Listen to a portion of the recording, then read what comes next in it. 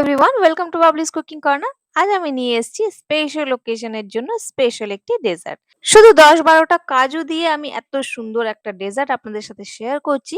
একবার দেখে নেবেন আর আশা করছি আপনাদের পছন্দ হবে। যদি একটুও পছন্দ হয় লাইক, শেয়ার, সাবস্ক্রাইব করে পাশে থাকার অনুরোধ রইল।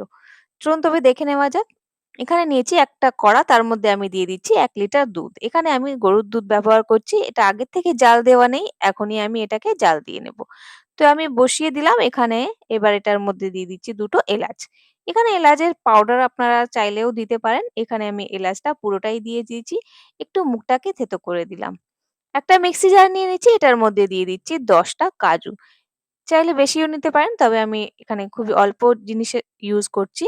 এটাকে একটু বেটে নেব। অল্প দুধ দিয়ে আমি এটাকে একটু বেটে নিচ্ছি। একদম স্মুথ পেস্টের মতন এটাকে তৈরি করে নিচ্ছি। এটাকে সাইডে রেখে দেব। এবার আমি সেই দুধটাকে একটু গাঢ় করে নেব রান্না করে, করে। যখন এটা একটু শুকিয়ে আসবে তারপর আমরা আগের প্রসেসটা করব। তবে এটাকে আমি অন্যদিকে বসিয়ে দিলাম যে একটু গাঢ় হওয়ার জন্য একটা প্যান নিয়ে নিচ্ছি। এর মধ্যে দিয়ে দিচ্ছি ১/২ কাপের মতন চিনি। চিনিটাকে একটু ছড়িয়ে রেখে দেবো এমনি কিছুক্ষণের জন্য। তারপরে দুধটাকে আমি মাঝে, মাঝে চেক করব। দুধটা এমনি ছেড়ে দেবেন না, মাঝে, মাঝে নাড়াতে থাকবেন, নাহলে নিচে বসে যাবে। এরপর চিনিটাকে আমি একটুখানি ছড়িয়ে দিলাম। এটা ধীরে, ধীরে দেখবেন এরকম মেল্ট হয়ে যাবে আর মেল্ট হয়ে যাওয়ার পর দারুণ একটা কালার আসতে শুরু করবে। এটাকে কিন্তু পুড়িয়ে দেওয়া যাবে না একদমই। একদম লো ফ্লেম রাখবেন আর ধীরে, ধীরে এরকম মেল্ট হয়ে গিয়ে কালার যখন চলে আসবে গ্যাসটাকে অফ করে দিতে হবে। গ্যাসটা অফ করে নেওয়ার পর এরপর আমি এটার মধ্যে দিয়ে দিচ্ছি ১ কাপের মতন দুধ। সঙ্গে, সঙ্গে দেবেন না। একটু ওয়েট করে নিয়ে তারপর দেবেন। আর এখানে দেখবেন যখন দুধটা দেবেন তখন এটা অনেকটা ফুলে উঠবে। যদি খুবই গরম অবস্থাতে দেন তাহলে এটা উতলে কিন্তু পড়ে যাওয়ার ভয় থাকে। সেইজন্য আপনারা এটাকে একটু ওয়েট করে নিয়ে দেবেন। তাই যখন একটু হালকা কালার আসবে তখনই গ্যাসটা বন্ধ করে দেবেন, যাতে একটু কিছুক্ষণ ওয়েট করতে, করতে এটার কালার একটু গাঢ় হয়ে যাবে। দেখুন এইভাবে যখন দুধটা দেবেন তখন এটা এইভাবে আটকে যাবে চামচের মধ্যে। আরেকটু আমি দুধ দিয়ে দিচ্ছি। টোটাল আমি ১ কাপ দুধ ইউজ করলাম। আর যখন এইভাবে আটকে যাবে আমি গ্যাসটাকে আবার অন করে নিয়েছি আর এটাকে নাড়িয়ে চাড়িয়ে কিছুক্ষণ রান্না করে নেব। অন্যদিকে আমি এটাকে ঠান্ডা হতে রেখে দিলাম। এটা মেল্ট হয়ে যাওয়ার পর আর দুধটা দেখুন একটু গাঢ় হয়ে গেছে, শুকিয়ে গেছে। এটার মধ্যে দিয়ে দিচ্ছি সেই কাজুর পেস্ট। কাজুর পেস্টটা পুরোপুরি দিয়ে দেবো আর দিয়ে নাড়াতে শুরু করব, নালে পরে না নিচে লেগে যাবে। এটা নাড়াতে চাড়াতে কিছুক্ষণ রান্না করব। তারপরে এটার মধ্যে আমি দিয়ে দেব ১/২ বাটির মতন। এখানে আমি দিচ্ছি চালের গুঁড়ো। একদম মিহি চালের গুঁড়ো। আমি চালটাকে ধুয়ে শুকিয়ে নিয়ে বেটে নিয়েছিলাম। এটাতে কিন্তু চালের আটাটা দেবেন না। চালের পাউডার এরকম গুঁড়ো করে নিয়ে দেবেন, তাহলে দেখতে দারুণ লাগবে আর খেতেও দারুণ লাগবে। ২ বার করে আমি এড করলাম, কারণ কিছুটা দিয়ে আমি নাড়িয়ে নিলাম, কারণ এটার মধ্যে দলা, দলা পাকিয়ে যাওয়ার ভয় থাকে। তো এইভাবে নাড়িয়ে চাড়িয়ে নিলাম আমি। এবার এটার মধ্যে দিয়ে দিচ্ছি আমি খোয়া। খোয়া বা মাওয়া থাকে না, সেটা ১/২ বাটি নিয়েছি। এখান থেকে পুরোটা দিচ্ছি না, অল্প একটু দিয়ে নিলাম আর বাঁচিয়ে রেখে দিয়েছি কিছুটা। পরে ইউজ করব বলে। ভালো করে নাড়িয়ে চাড়িয়ে আমরা এটাকে গাঢ় হওয়া পর্যন্ত কুক করব। যখন এটা বেশ গাঢ় হয়ে যাবে আর চালটা পুরোপুরি কুক হয়ে যাবে, একদম দানাদার দেখা যাবে, তখন আমি এটার মধ্যে এড করে নেব সেই যে ক্যারামেল বানিয়ে রেখেছিলাম না সেটা।